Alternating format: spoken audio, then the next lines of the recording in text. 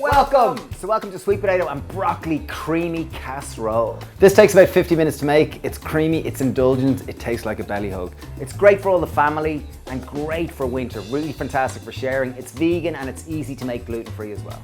So in goes 2 tablespoons of oil. In goes 1 red onion, 3 cloves of garlic and 1 red chilli. We've left the seeds in because we do like a little bit of heat. If you don't like it spicy, just remove the seeds and the white pith of the chilli too. Okay, we fried down our onions and garlic until the onions have browned and gone slightly translucent. Next, we have a kilo of sweet potatoes. We've chopped them and left the skin on because the skin is one of the most nutritious parts. In they go. In on top of that, we've got 2 leeks. We've prepped and we've rinsed them. Make sure to include the green of the leek. The green of the leek is one of the most nutritious part. Next step, we have broccoli. In goes our broccoli. And we included the stalk as well. We prepped it up too. So that was 500 grams of broccoli. What we're going to do is we're going to put a good generous pinch of salt in. Excuse me, kiss me. My twin brother is going to give that a good mix.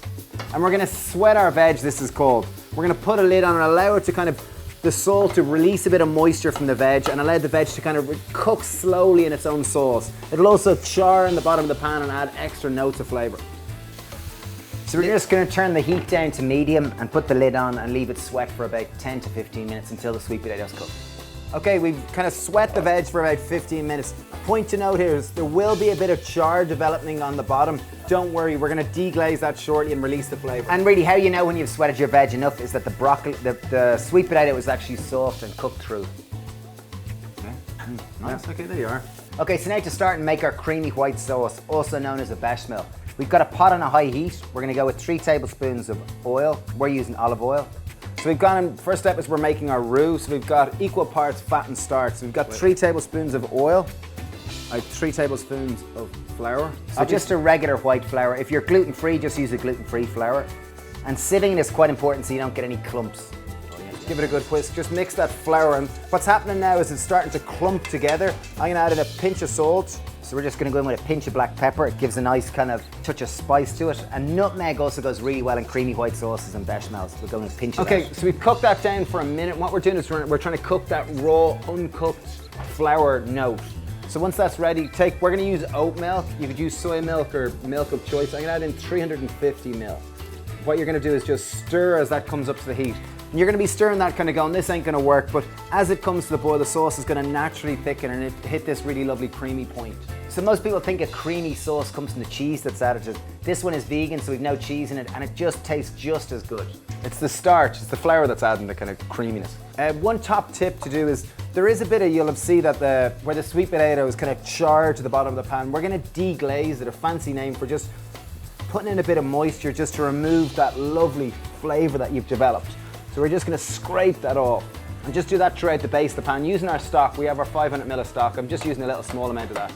Okay, as soon as the creamy sauce starts to boil, knock it off the heat and we can stop stirring it. This is still on a gentle simmer. I'm going to add the creamy sauce to our veg now. So see, it's a nice kind of thick creamy sauce at this stage. In on top of that, I'm going to add the remainder of our 500 ml of veg stock. I'm going to put in 2 tablespoons of tamari or soy sauce. And don't worry if it looks like oh, that's too gooey, that's too saucy. It's all going to come together beautifully in the oven as the sweet potato breaks down. The starch will thicken this sauce naturally. We're going to turn it off the heat.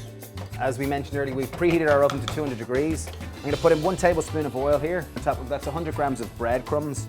Obviously, again, if you do want to make it gluten-free, just use gluten-free breadcrumbs. And we've got a few decent sprigs of thyme. We're just going to take the leaves off it.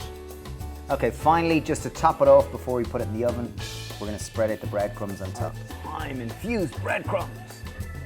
Okay, so oven gloves are quite important. We're going to take the pan, oven's preheated to 200 degrees, and we're going to put it in for 15 minutes. Just until the breadcrumbs go nice and golden and crispy. Okay, so we've had the casserole in the oven for about 10 to 12 minutes. It's golden up. We're ready. Fab. Oh, wow. Look at that. Boom. Beautiful. There we are. There we go. Look at the lovely crispy top on it. You can see the flavors coming up from the bottom. This looks epic. Normally we'd serve it straight in the pan, middle of the table. So there it is, casserole, 50 minutes, quick, easy, great way of getting loads of veg into your family, and really good warming. It's creamy, it's saucy, it's stocky. There's a crispy little layer on it. This is gonna be hot now.